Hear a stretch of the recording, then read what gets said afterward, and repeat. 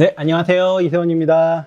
안녕하세요. 반갑습니다. 여기 현장에 계신 분들은 다 옆에 계시니까 제가 현장에서 인사를 드리면 되고요. 온라인에 계시는 분들 제 목소리 잘 들리시죠? 네.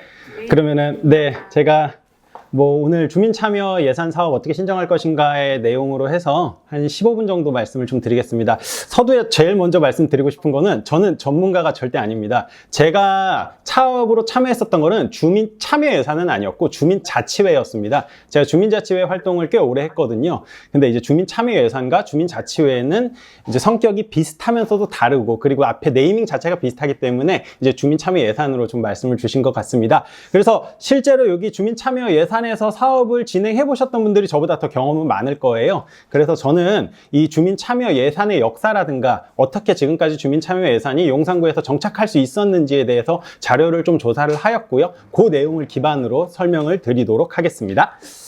네, 먼저 제일 중요한 거죠. 주민참여 예산이란 무엇인가? 이게 행안부에서 공유한 영상이 있거든요. 짧게 영상 한번 보고 가겠습니다. 우리의 손으로 우리 동네를 만듭니다. 주민참여 예산 제도는 소외된 사람도 생각하는 마음을 실천으로 옮길 수 있도록 하는 제도입니다. 경기도시의회 어르신 안전지대 만들기 사업은 마을 관리 기업을 통해 주민주도형 참여 예산을 실현하였습니다. 간단한 집수리를 매개로 한 어르신 방문 돌봄으로 안전사고 예방과 함께 주거복지를 향상시켰으며 지역사회 일자리 창출이라는 선순환 모델을 확립하였습니다. 또 대구의 청각장애인을 위한 온라인 콘텐츠 운영 사업은 온라인 성과 평가 토론회, 사이버 예산 아카데미 등의 영상에 수화 통역 및 자막 기능을 추가하여 청각장애인의 불편을 해소하고 주민 참여의 접근성을 높여주었습니다.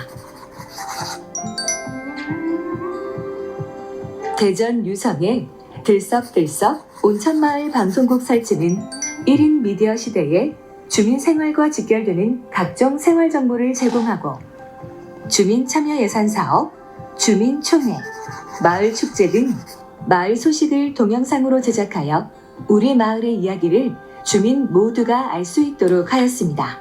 인천 부평에서는 어두운 조명과 쓰레기 무단 투기로 경관과 치안이 좋지 않던 지하보도를 지역 주민들의 의견을 반영한 경관 개선 사업을 통해 희망과 응원을 담은 조명으로 꾸며 아름다운 공간으로 재탄생하였습니다. 코로나19의 장기화로 외부 활동이 제한되어 홀로 사시는 어른들의 안전이 위협받고 있는 요즘, 충남 홍성에서는 주민들의 아이디어를 모아 어르신들의 외로움, 고독감, 건강 악화를 예방하고자 작은 친구들 AI 돌봄 로봇 지원 사업을 시작하였습니다.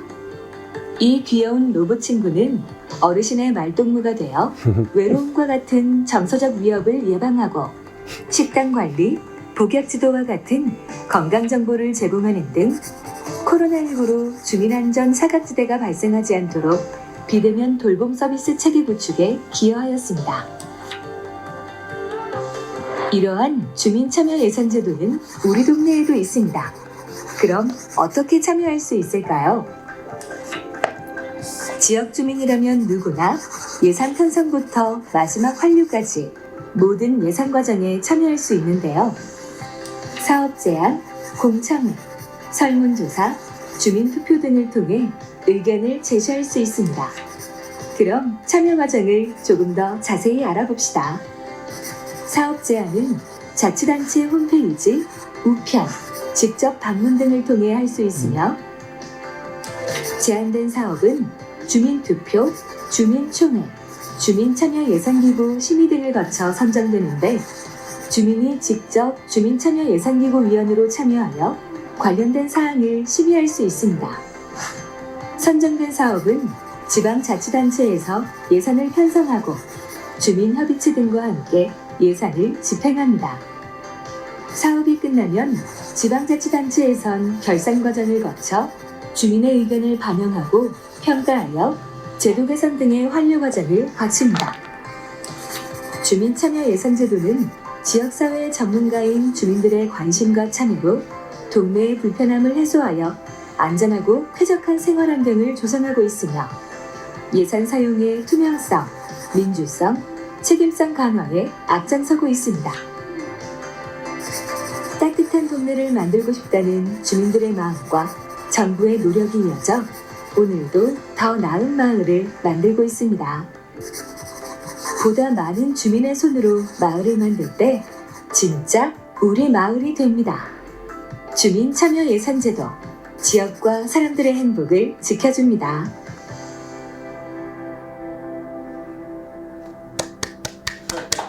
혹시 이 영상 보신 분 계실까요? 처음 봐요. 처음 봐요. 그게 문제입니다. 이런 것들을 할 때 이 용산구청 홈페이지에도 올라가 있거든요. 2년 전에 게시가 됐는데 이게 지금 주민 참여 예산 같은 것들을 시행하려고 할 때 가장 큰 단점이 뭐냐면은 정보가 사람들한테 많이 이 접근성에 있어서 많이 부족하다는 거예요. 이게 4분짜리 영상 한번 주민 참여 예산 하시는 분들 모아놓고 이 영상만 한번 틀어줘도 아, 주민 참여 예산이 어떤 거구나라는 거에 대해서는 인지가 바로 될 수 있을 텐데 그런 게 조금 미흡한 것 같습니다. 그래서 제가 그 주민 참여 예산을 전문적으로 이제 시행해봤던 위원이 아니기 때문에 먼저 주민 참여 예산이라는 제도가 어떻게 탄생했는지에 대해서 설명을 좀 드리고 싶습니다. 굉장히 역사가 나름 깊은 제도예요. 이게 1989년 브라질 포르투 알레그리에서 처음으로 도입됐는데 당시에 브라질은 굉장히 부정부패로 지역이 굉장히 힘들었습니다. 그러다 보니까 이를 해결하기 위해서 주민들이 직접 예산의 편성 과정에 참여하도록 한 제도가 바로 주민 참여 예산 제도입니다. 89년도에 브라질에서 시작한 주민 참여 제도가 현재 2025년 대한민국 우리한테 오기까지는 굉장히 오래된 그 숙려 과정들이 필요했는데요. 그런데 이 제도는 단순히 좋은 아이디어로 시작된 것이 아니라 당시에는 굉장히 부정부패가 심각했기 때문에 생존을 위한 절박함에서 시작이 됐습니다. 1800년대 초에 포르투 알레그리는 빈곤층의 급격한 유입으로 인해 무허가 주거지가 급속도로 늘어났고 빈부격차와 불평등이 굉장히 심화되었던 상태였습니다. 당시 시민의 3분의 1 이상이 상하수도조차 없이 슬럼 지역에서 생활하고 있었지만 부패한 독재 정권 아래에서는 누구도 그들의 목소리를 들어주지 않았습니다. 이러한 상황에서 1988년 독재 정권이 무너진 후 진보정당 노동자당이 시의 정부를 맡게 됩니다. 당시 새롭게 시장이 된 올리비우 두트라라는 주민들의 폭발적인 지지를 받고 인권, 복지 문제를 해결해 줄 수 있는 상황에 놓이게 되었습니다.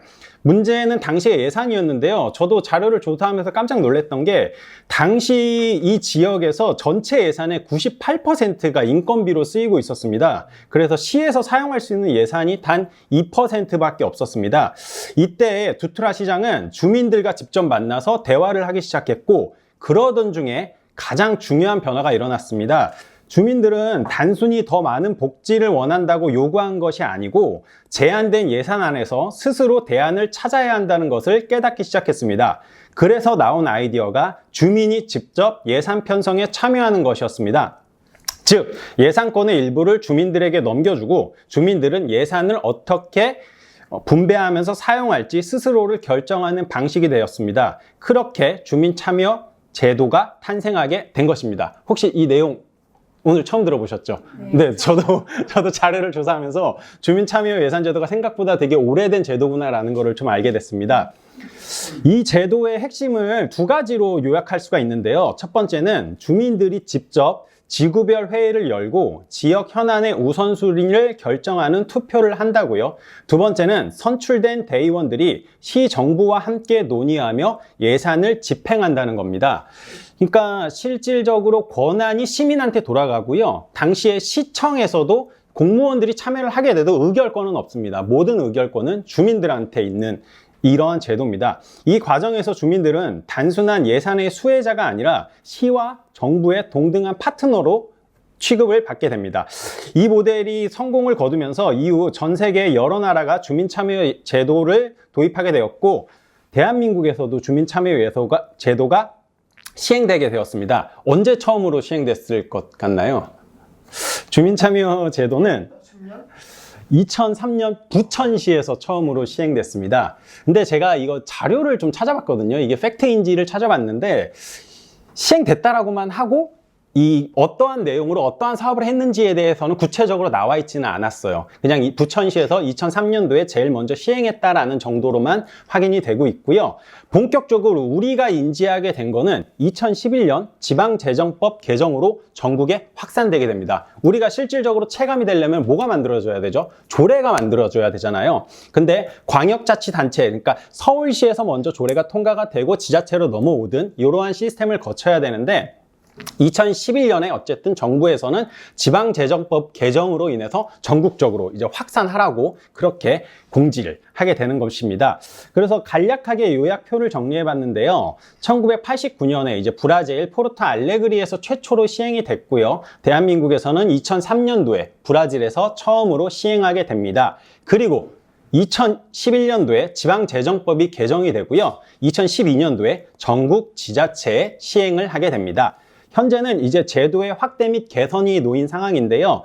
현재 상황은 저보다 여기 참여하시는 분들이 더 잘 아실 것 같습니다. 그래서 사업을 제가 성공했었던 사업을 대표적인 걸 한 2개 정도를 추려봤습니다.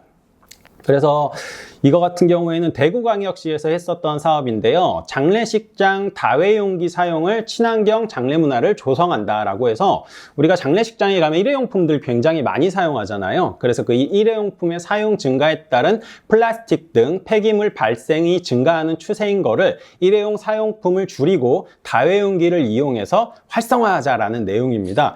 당시에 사업비는 5천만 원이었고요. 이게 23년 6월부터 23년 12월까지 진행이 됐습니다. 그래서 대구시에 있는 장례식장에서 일회용품 사용을 줄이자라고 한 주민의 아이디어로 사업이 시행이 됐고요. 당시에 보도를 좀 보게 되면은 대구시에서 장례식장 다회용기 지원 시범 사업 추진이 됐다라는 언론 보도가 확인이 됩니다. 그래서 오른쪽 사진을 보시면은 당시에 이제 일회용품이 아니라 다회용기를 통해서 장례식장에서 이렇게 뭐 음식 같은 것들, 다과 같은 것들이 나가는 게 확인이 됐는데요.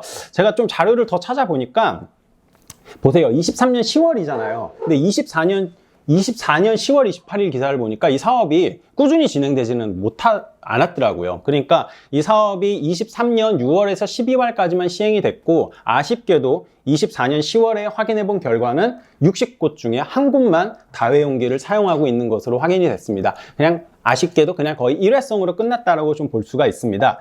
자, 다음으로는 충청남도 천안시에서 있었던 사업인데요. 도심 이동 천문대 별빛 충전소 야간 천체 관측입니다. 이 사업비는 1,500만 원이었고요. 3월에서 10월까지 진행이 됐습니다. 사업은 그 시민들이 일상에서 천체의 모습을 볼 수 있는 기회를 제공하는 건데요. 문화적 행사라고 좀 보시면 될 것 같아요. 공원에서 사람들이 모여가지고 달도 보고 천체 만환경을 통해서 사진도 찍고 하는 그 별빛 충전소라는 이름으로 해서 진행된 사업인데요. 사업은 총 3번 진행됐습니다. 그래서 3월에 한 번, 7월에 한 번, 10월에 한 번, 3번 진행이 됐는데 시민들이 모여서 만환경을 통해서 관측하고 육안 관측, 사진 촬영을 하는 그러한 행사였습니다. 당시 보도된 자료들을 보면은 이런 식으로 이 포스터가 나와가지고 무엇을 할까 보면은 만환경을 통해서 관측하고 육안을 통해서 관측하고 이렇게 사람들, 가족들끼리 어울리면서 모일 수 있는 그러한 사업으로 좀 확인이 됩니다. 그래서 주민참여예산제도 사업을 전반적으로 그 성공 사례 2가지를 놓고 봤는데요. 보면은 이제 주민들이 직접 제안해서 진행되는 사업이다 보니까는 아무래도 이제 관에서 보는 것보다는 좀 더 대중 친화적인 사업들이 좀 전반적으로 전국에서 많이 시행되고 있는 것 같습니다. 그래서 여기에서 중요한 게 그러면 우리 용산구에는 주민참여예산제도 사업이 언제부터 들어왔을까를 좀 찾아봤습니다. 이제 2010년도 기사인데요. 2011년 이제 주민과 함께에서 당시에 성장현 용산구청장님께서 내년부터 그러니까 2011년도부터 주민참여예산제를 약속했다라는 기사가 확인이 됩니다. 그래서 주민참여예산제가 2011년부터 시행이 됐냐라고 봤을 때는 또 그러지는 않았고요. 이제 여러 가지 과정들이 필요합니다. 초반에는 힘을 많이 못 받았더라고요. 그래서 아무래도 조례도 만들어야 되고 그 다음으로 서울시에서도 조례가 또 나와야 되기 때문에 이러한 숙려 과정들이 계속 끊임없이 필요하게 됐던 것 같습니다. 서울시의 자료를 좀 찾아보니까 2012년도 10월 달에 그러니까 나왔던 기사인데 지난 5월 2일 2012년 5월을 얘기하는 거겠죠. 그때 당시 서울시의회에서 찬성 64명, 반대 2명, 기권 3명으로 서울시 주민참여예산 조례가 통과가 됐습니다. 당시 서울시에서는 전국 광역자치단체 중에서 가장 늦게 제정됐다라고 확인이 됩니다. 그러니까 주민참여예산제도가 대한민국에서, 그러니까 서울시에서 제정이 됐던 거는 지금으로부터 한 13년 전 정도부터 제정이 됐다라고 좀 보시면 될 것 같습니다. 이제 용산구로 들어와서요. 용산구는 2011년부터 주민참여예산제도를 시행한다라고 했잖아요. 근데 실제로 그때부터 시행이 되지는 않았고요. 이제 보니까 또 숙려 기장을 좀 거쳐서 2014년도 기사를 봤을 때는 25개 구 중에서 용산구가 520만 원 정도 주민참여예산제도에 대한 예산을 확보해 놨다라는 게 확인이 됩니다. 굉장히 적죠. 520만 원 가지고 무슨 사업을 솔직히 할 수 있겠습니까? 해서 2014년 기사잖아요. 지금 2025년이고 지금 한 11년 정도의 시간이 흘렀는데 현재는 그러면 어떨까요? 지금 현재에 대해서는 여기 계시는 분들이 더 잘 알고 있을 거라고 봅니다. 현재 주민참여 예산 제한 사업 공모에 대한 포스터를 찾아봤는데 특이하게도 용산구는 시설관리공단에서 이 사업을 제안을 받더라고요. 다른 지역을 좀 보니까 구청 내부에 있는 뭐 기획조정실이라든가 뭐 여러 구청 내부에 있는 부서에서 진행하는 경우가 있는데 용산구 같은 경우에는 약간 별개라고 좀 볼 수 있는 용산구 시설관리공단에서 주민참여예산제도 사업에 대한 공모가 확인이 되고요. 첫 게시물이 이 용산구의 주민참여예산 제한 사업에 대한 첫 게시물이 23년 6월로 확인이 됩니다. 그 전에는 어디에서 이 주민참여예산제도를 구청 어디 과에서 담당했는지는 모르겠어요. 근데 이게 이제 용산구 시설관리공단으로 넘어와서 현재는 용산구 시설관리공단에서 전담으로 맡아서 진행을 하고 있습니다. 근데 앞전에도 설명을 드렸지만 주민참여예산 사업 같은 경우에는 이제 공무원들이 실질적으로 하는 거는 아니고요. 이제 주민들이 직접 사업을 선택을 하고 사업에 대한 아이디어를 내서 예산을 편성을 해서 관에 올려서 관을 시행을 하는 거기 때문에 사실 어디 부서에서 한다라고 해도 큰 영향은 없을 것 같습니다.